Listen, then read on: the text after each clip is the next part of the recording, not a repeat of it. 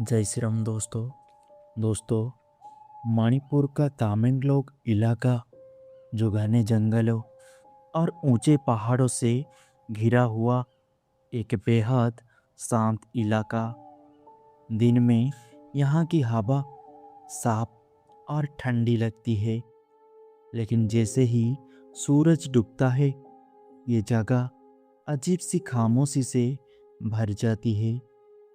यहाँ के पुराने लोग एक बात हमेशा कहते हैं, रात के बाद अगर कोई तुम्हें रास्ते में दिखे तो उससे बात मत करना, क्योंकि वो इंसान नहीं छलावा हो सकता है।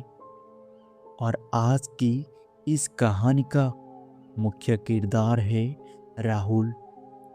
राहुल उड़ीसा से आया एक लड़का था जो मणिपुर में एक रोड प्रोजेक्ट कंपनी में काम करता था। उसका काम था पहाड़ी रास्तों का सर्वे करना। राहुल पढ़ा लिखा और समझदार लड़का था, लेकिन वो एक चीज़ थी जिस पर वो विश्वास नहीं करता था, वो था भूत प्रेत। गांव के लोग जब छलावे की बात करते थे तो राहुल हंसकर कहता था, ये सब अंधविश्वास है। लेकिन उसे नहीं पता था बहुत जल्द वो खुद उस चीज से मिलने वाला है। एक दिन कंपनी ने राहुल को एक काम दिया। उसे तामेंगलोंग के पास एक दूर के गांव में जाना था, जहां एक नई सड़क बनाने का सर्वे करना था। गांव बहुत अंदर जंगलों के बीच था। वहां पहुंचने में लगभग 4 घंटे लगते थे। सुबह राहुल अपनी बाइक लेकर निकल गया। पहाड़ों के घुमावदार रास्ते, चारों तरफ घना जंगल और बीच बीच में छोटे छोटे गांव। शाम तक राहुल अपना काम खत्म कर चुका था। गांव के एक बूढ़े आदमी ने उससे कहा, बेटा, अगर वापस जा रहे हो तो अभी निकल जाओ। लेकिन राहुल ने पूछा, क्यों? बूढ़ा धीरे से बोला, यहाँ रात के बाद रास्ते बदल जाते हैं। राहुल हंस पड़ा और बोला, रास्ते बदल जाते हैं? ये कैसे हो सकता है? और बूढ़ा बस इतना बोला, जो दिखाई देता है वो हमेशा सच नहीं होता। और राहुल शाम के करीब 7 बजे वापस निकल पड़ा। पहाड़ों में जल्दी अंधेरा हो जाता है। थोड़ी ही देर में चारों तरफ घना अंधेरा छा गया। सड़क पर कोई नहीं था, बस राहुल की बाइक की हेडलाइट और जंगलों की आवाज। झिंगुर, हवा और कहीं दूर से कुत्तों के भौंकने की आवाज आ रही थी। और राहुल तेज चल रहा था। तभी अचानक उसे सड़क के किनारे कोई खड़ा हुआ दिखा। सफेद कपड़े पहने हुए, बाल चेहरे पर गिरे हुए। राहुल ने बाइक रोकी और देखा, वो एक लड़की थी। राहुल ने पूछा, क्या हुआ?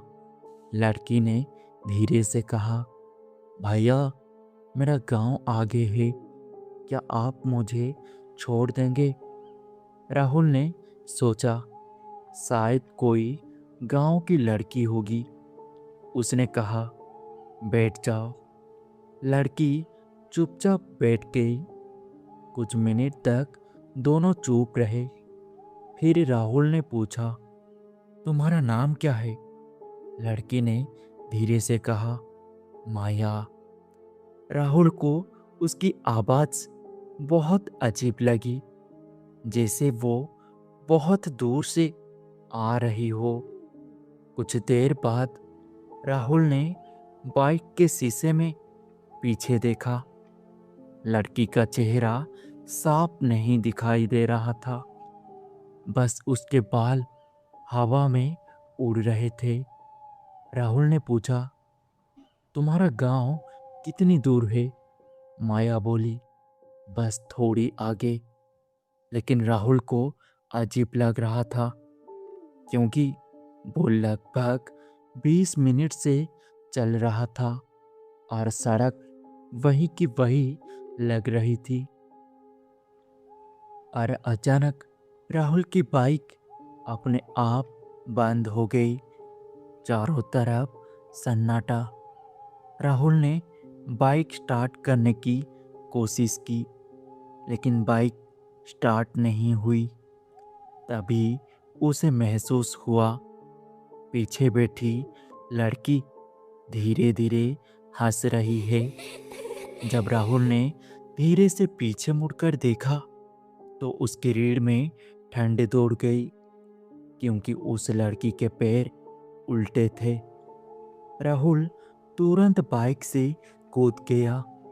लड़की धीरे धीरे खड़ी हुई, उसके बाल हटने लगे और उसका चेहरा दिखाई दिया।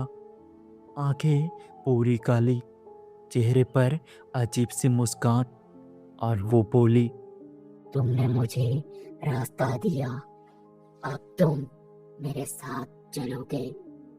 राहुल डर के मारे पीछे हटने लगा। तभी उसे बूढ़े आदमी की बात याद आई। रात के बाद रास्ते बदल जाते हैं। अचानक राहुल ने देखा सड़क गायब हो चुकी थी। चारों तरफ सिर्फ जंगल था और उस लड़की की हंसी गूंज रही थी। वो धीरे धीरे राहुल के करीब आने लगी।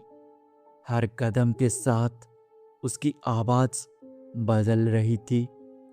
अब वो लड़की की नहीं, किसी बूढ़ी औरत की आवाज लग रही थी। राहुल भागने लगा, लेकिन जंगल में हर तरफ वही लड़की दिखाई दे रही थी, कभी सामने, कभी पीछे, कभी पेड़ों के बीच। अचानक राहुल को एक मंदिर दिखाई दिया, एक छोटा सा पुराना मंदिर। वो दौड़कर मंदिर के अंदर चला गया और जैसे ही वो मंदिर के अंदर गया, बाहर से उस लड़की की चीख सुनाई दी, बाहर आओ, तुम बच नहीं सकते। राहुल पूरी रात मंदिर में बैठा रहा। जब सूरज निकला, जंगल फिर से शांत लगने लगा और राहुल धीरे धीरे मंदिर से बाहर आया। वहाँ फिर से सड़क थी। उसने बाइक स्टार्ट की और बिना पीछे देखे वहाँ से भाग गया। जब राहुल गांव पहुंचा तो उसने उस बूढ़े आदमी को सारी बात बताई। बूढ़ा चुप हो गया, फिर बोला, 20 साल पहले उसी सड़क पर एक लड़की की मौत हुई थी। वो रात में लोगों से लिफ्ट मांगती थी और जो भी उसे बैठा लेता है वो कभी घर नहीं पहुंचता।